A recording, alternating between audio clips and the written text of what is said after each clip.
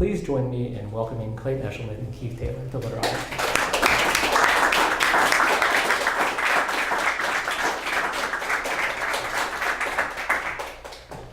Before I assume my duties, I just want you to know that this is Clayton's work we're celebrating here. He has just asked me to read some of the things that get a little variation in the evening. But it is Clayton's work, not mine. I get to go along for the ride. And I feel honored to do so. I'm going to read you an introduction to Cesaire, Aime Cesaire. And this was written by Clayton. And hopefully I will be able to read it okay. I did, at least it was great in my office.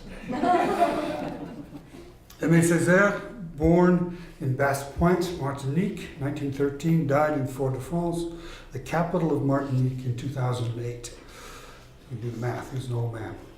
His mother was a dressmaker and his father a tax inspector who read his 6 children French prose classics and the poetry of Victor Hugo instead of telling them stories in Creole.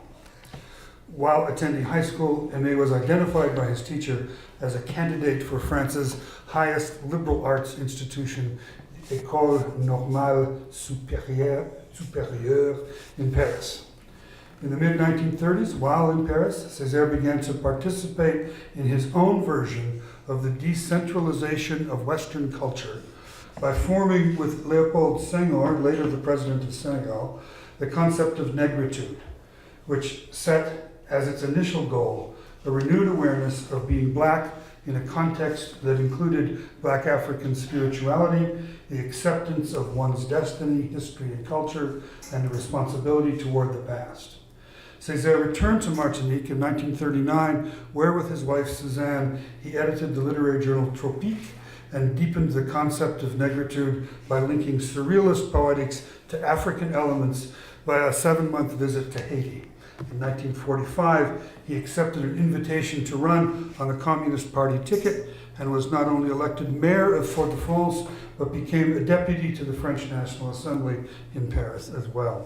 He broke with the Communist Party in 1956 and formed his own Martinican Progressive Party, which returned him to the French legislature in subsequent elections. If negritude attempts to keep a true sense of the past active in a present-day frame, surrealism for Cesaire is a literary strategy for creating a revolutionary present that does not falsify information from the past. The French writer Michel Léry has addressed Césaire's lifelong relationship with surrealism in the following words.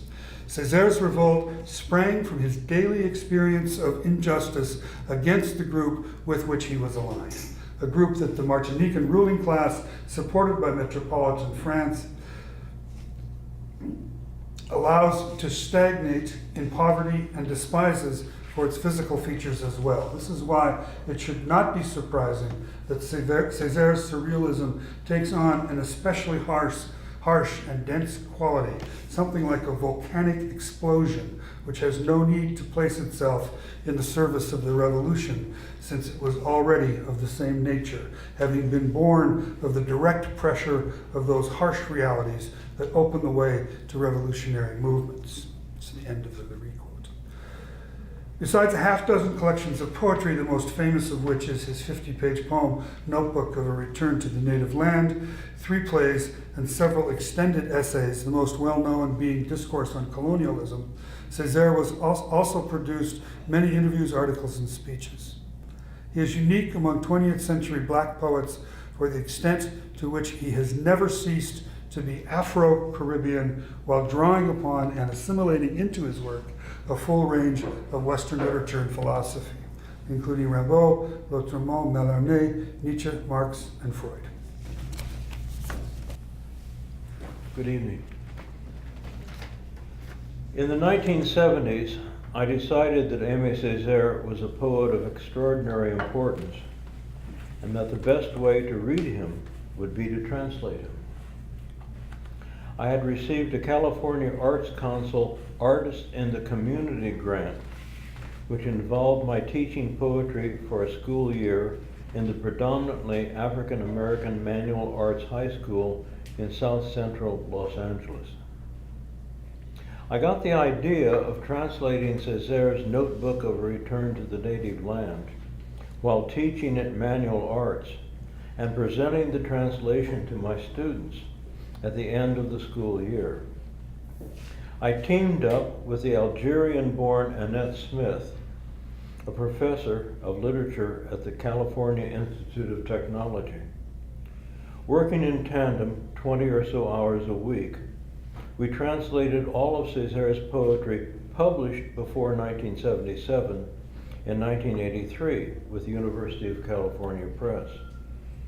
During this period, I met with Cesaire several times in Paris to ask him questions about rare, archaic, or coined words. Here I should add that I do not believe in free translations, in which the translator adds or leaves out words from the original in his version. I see the poet or scholar translator in the service of the original, not attempting to improve it or to outwit it. He must, alone or with a co-worker, research all archaic, rare, and technical words and translate them, in contrast to guessing at them or explaining them. As I see it, the basic challenge is to do two incompatible things at once: an accurate translation and one that is up to the performance level of the original. In 2014, the Aime Cesaire scholar James Arnold, now a professor emeritus at the University of Virginia, edited Cesaire's collected writings for Planète Libre in Paris. This 1,800-page volume made all of the first editions of Cesaire's poetic work in French, and its publication enabled the two of us to translate a considerable amount of new material in many of Cesaire's poems. Our translation of the complete poetry of Aime Cesaire, recently published by Wesleyan University Press, includes an introduction, headnotes, chronology, notes on the poems, and a glossary of difficult and problematic terms. It should be the most substantial and accurate English translation of Cesaire's poetry for decades to come. So, my friend Keith, my friend the poet Keith Taylor, and I will now read one after the other for a little while. And after that, if you have any questions, if you want to talk about anything that you've heard or about Cesaire, why, we'll try to respond. Mississippi. Too bad for you men who don't notice that my eyes remember revolts and black flags that murder with each blink of my Mississippi lashes. Too bad for you men who do not see anything, not even the gorgeous railway signals formed under my eyelids by the black and red discs of the coral snake that my munificence coils in my Mississippi tears. Too bad for you men who do not see that in the depth of the reticule where chance has deposited our Mississippi eyes, there waits a buffalo sunk to the very hilt of the swamp's eyes. Too bad for you men who do not see that you cannot stop me from building to his fill egg-headed islands of flagrant sky under the calm ferocity of the immense geranium of our sun. Two little poems that follow each other with the same title. Interesting that the first one is dedicated to the French surrealist Benjamin Perret, who died in the camps in World War II. Tom Tom, 1. Write on the river of blood of earth, write on the blood of broken sun, write on the blood of 100 sun snails, write on the blood of the suicide of glowworms, write on the blood of an ember, the blood of salt, the blood of bloods of love, write on the firebird inflamed blood, herons and falcons rise and burn. Tom-Tom 2. With baby steps like a rain of caterpillars, with baby steps like a gulp of milk, with baby steps like ball bearings, with baby steps like seismic tremor, the yams in the soil advance with giant steps like a breach of stars, like a breach of night, like the Holy Mother of God, breach with giant steps like a breach of words in a stutterer's throat, orgasm of holy pollutions. Hallelujah. At the locks of the void. In the foreground and in longitudinal flight, a dried up brook, drowsy roller of obsidian pebbles. In the background, a decidedly not calm architecture of torn down bergs, of eroded mountains on whose glimpsed phantom serpents, chariots, a cat's eye, and alarming constellations are born. It is a strange firefly cake hurled into the gray face of time, a vast scree of shards, of icons and blazons of lice in the beard of Saturn. On the right, very curiously standing against the squamous wall of crucified butterfly wings open in majesty, a gigantic bottle whose very long golden neck drinks a drop of blood in the clouds. As for me, I'm no longer thirsty. It gives me pleasure to think of the world undone like an old copra mattress, like an old voodoo necklace, like the perfume of a felled peccary. I am no longer thirsty. All heads belong to me. It is sweet to be gentle as a lamb. It is sweet to open the great sluice gates of gentleness. Through the staggered sky, through the exploded stars, through the tutelary silence, from very far beyond myself, I come toward you, woman sprung from a beautiful laburnum. And your eyes, wounds barely closed on your modesty of being born. It is I who sing with a voice still caught up in the babbling of elements. It is sweet to be a piece of wood, a cork, a drop of water in the torrential waters at the end and of the new beginning. It is sweet to doze off in the shattered heart of things. I no longer have any sort of thirst. My sword made from a shark's tooth smile is becoming terribly useless. My mace is very obviously out of season and out of play. Rain is falling. It is a crisscross of rubble. It is a skein of iron for reinforced concrete. It is an incredible stowage of the invisible by first-rate ties. It is a branchwork of syphilis. It is the diagram of a brandy bender. It is the graphic representation of a seismic flood tide. It is a conspiracy of daughters. It is the nightmare's head impaled on the lance point of a mob, mad for peace and for bread.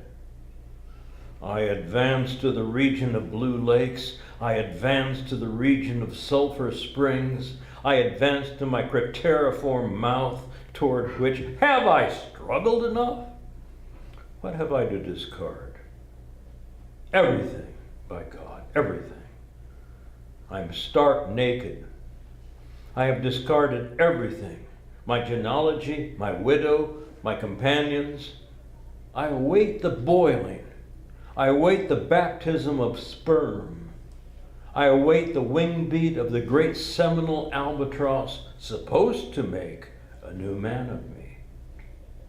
I await the immense tap, the vertiginous slap that will consecrate me as a knight of a plutonium order. I await in the depths of my pores the sacred intrusion of the benediction. And suddenly, it is the outpouring of great rivers. It is the friendship of toucans' eyes. It is the fulminating erection of virgin mountains. I am pregnant with my despair in my arms. I am pregnant with my hunger in my arms and my disgust in my mouth. I am invested. Europe patrols my veins like a pack of filari at the stroke of midnight. To think that their philosophies tried to provide them with morals. That ferocious race won't have put up with it. Europe, pig iron fragment. Europe, low tunnel oozing a bloody dew. Europe, old bag Europe.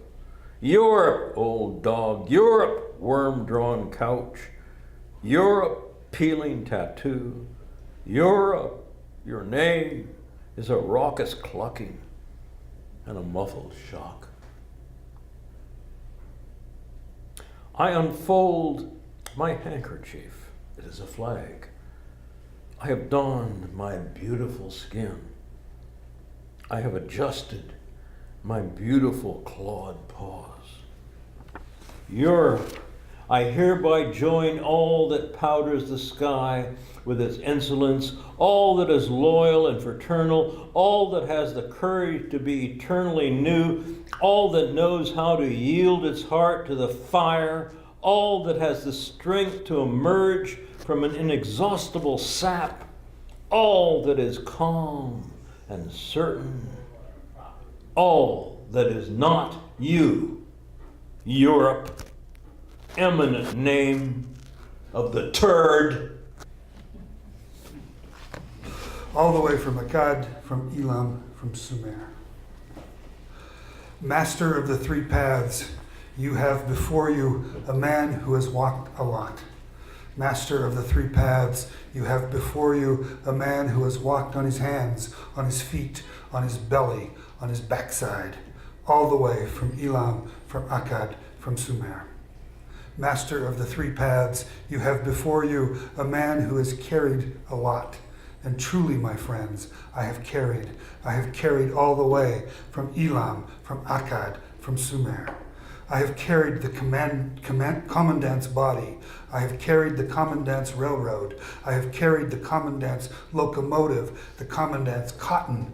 I have carried on my nappy head all that gets along just fine without a little cushion god, the machine, the road, the commandant's god.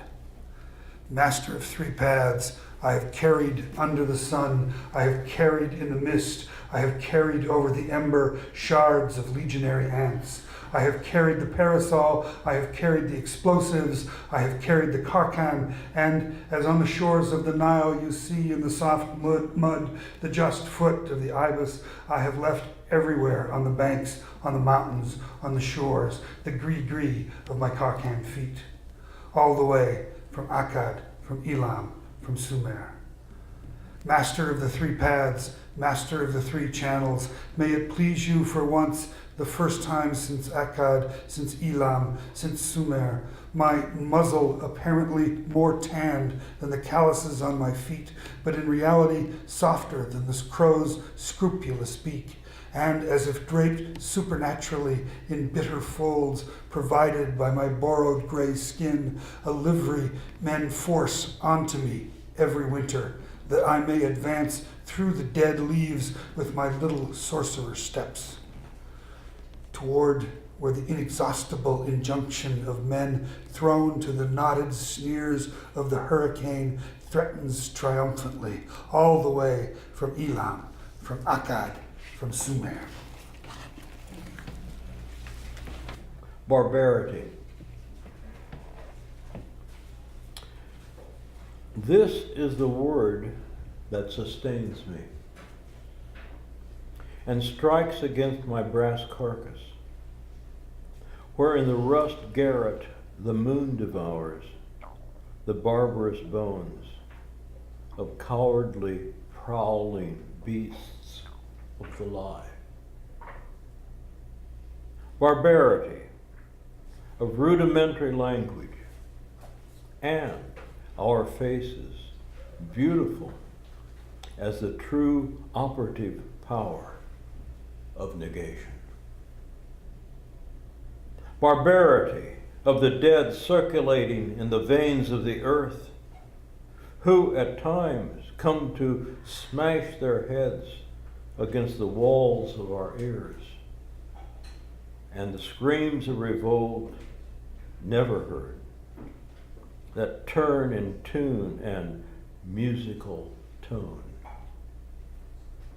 Barbarity, the singular article. Barbarity, the horned lizard. Barbarity, the white amphisbaena. Barbarity, I, the spitting cobra, from my putrefying flesh awakening. Suddenly, a flying gecko. Suddenly, a fringed gecko.